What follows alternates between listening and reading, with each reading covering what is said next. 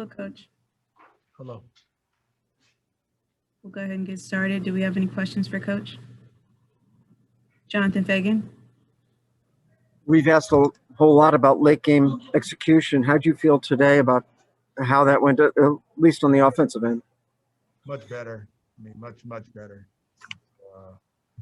Like I said, we try to take every opportunity to have a learning experience. And last night, fourth quarter, and previous games, fourth quarter, watch the film and try to do better. And tonight we did better as far as our execution, as far as getting the ball where we wanted it to go.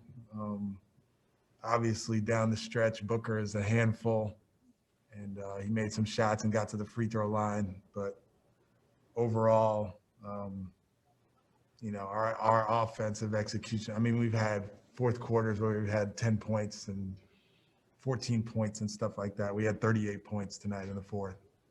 And that's a credit to our guys as far as listening, learning, and getting better. Did you want Christian to make that second free throw? He missed it. He made it by accident. Thank you. Kelly Iko. Coach, the team had 28 assists tonight. Are you impressed with the ball movement, just the unselfishness tonight? You saw the ball move from side to side, guys getting to their actions pretty quickly. How are you impressed with the overall movement of the ball? I was impressed. I mean, that's something we've been talking about as far as getting the ball moving and making sure that we're not getting stuck in isolations and that sort of thing. And I don't really remember very many isolations that we had. I thought Kevin Porter Jr. was really, really good as far as making plays for his teammates and getting into the seams of the defense and kicking out to shooters or little dump off passes. I mean, yeah, he had 8 assists, so he was good. And then DJ Augustin again, it's like every night he just comes in and settles us down, gets us in the right spots, and he had 6 assists. So yeah, it's coming along. It's coming along slowly but surely, and we had another different lineup on the floor tonight. And regardless of that, we still kind of hung together and played together and looked a little bit together tonight, which is good. Adam Spolin. You kind of answered this, but does DJ kind of stabilize things offensively? And are there things that Kevin can learn from being on the floor with him during crunch time? For sure. I mean, DJ's been doing it for a long time. He is a pro's pro. He does it with his play and not with his words, and he just knows. There isn't a situation he hasn't seen, and he knows where the ball should go. And most of the time, I let him make the play call because I trust him that much. So KP can learn from him, but KP was pretty good tonight. He almost had a triple-double, and for 20-year-old running a team against one of the best teams in the West, that's pretty impressive. Brian Bearfield.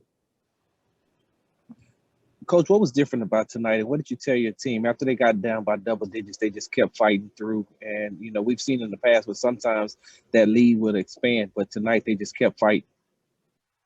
Yeah, I think lately we've been fighting through more. Feels different, just does. But as far as what I tell the group, today the message was about the competition, and we thrive individually and as a group when we're really thinking about competing. Like when we were having practices, real practices, the best part of practice would be like the 1-on-1 competition or the 3-on-3 competition or the 5-on-5 competition. So my message to the group today was really embracing the competition of tonight's game and know how much they love competition, and it's not about anything else but that. It's not about the referees, it's not about stats, it's not about this or that. It's about really just going out there and competing And even when you're down, competing, continuing to compete. And that's what we did tonight. Unfortunately, we came up short, and that's disappointing. Ollie Kampajani. Hey, Stephen, in a situation like that with a few seconds left and trying to go full length of the court, what do you weigh? Are you looking to more so just push the ball as far as you can, close towards the basket, or are you trying to get an open look even if it's further away? Yeah, we were trying to get it between half court and the top of the 3-point line and turn and shoot. I mean, we only had 2 seconds, so it really had to be like a turn and shoot type action. And we threw it down there. Kelly made a good catch, but we couldn't execute it great. But in that situation, I was looking more for something over half court because the chances of that going in are a little bit better to me. Saman Ali. Hey, Steven, you've had 6 games with Kelly Olynyk now, and he scored over 20 points in half of those games.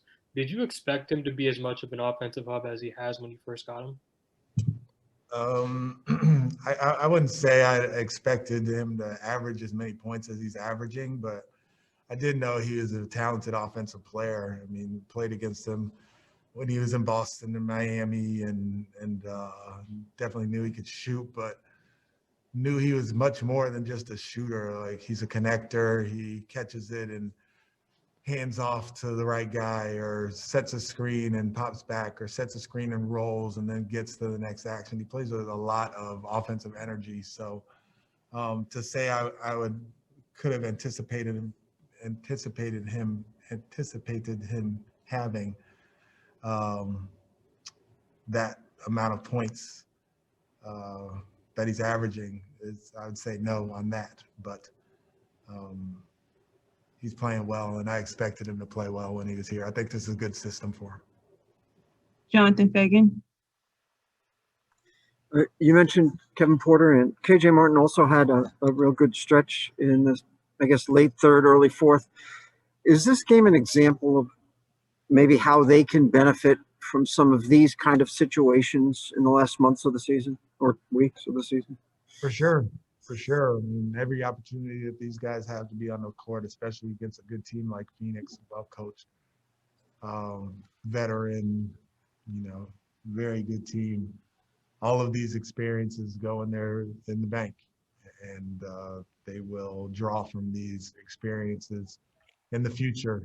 And as disappointing as it is to lose and kind of go through losing another game, it's invaluable for both guys to be on the floor and kind of see what it looks like to be productive in the fourth quarter against a good team, and when they're gunning for you and we're hanging in with them, and playing well. We'll take 2 more. Adam Spollen. Starting Avery over Sterling, was that about having Sterling shooting off the bench when you would take Kelly out of the game? No, it's more about Booker. I thought AB would bring some energy and defend Booker. Yeah, that's what it's more about. And I trust Sterling as a starter or coming off the bench. He's been super, super consistent for us this season. So him as a starter, him coming off the bench, he's very steady. And as you saw tonight, he played a great game, especially on the offensive end. But as far as the decision, it was more about Booker than it was about anything else. And last question, Kelly Iko. Coach, now a couple more games in. How would you assess how Christian Wood and Kelly Olynyk play together spacing wise, and what is your ideal sense of the pairing in terms of how they want guys to roll in space and stuff like that? Yeah, it seems like they're getting better every game. They're both getting their opportunities, obviously. Christian, 23 points, Kelly, 21 points. And yeah, I mean, they're starting to play well together and figure it out. And there's a lot that I could tell them as far as where they need to be on the floor. But when you play like 5-out pace basketball, it's hard to tell a guy, where he should be all of the time. They kind of have to be out there, and they're both too smart guys, so they're figuring it out. And it's definitely a work in progress, but I like what I see so far. Thank you, Coach.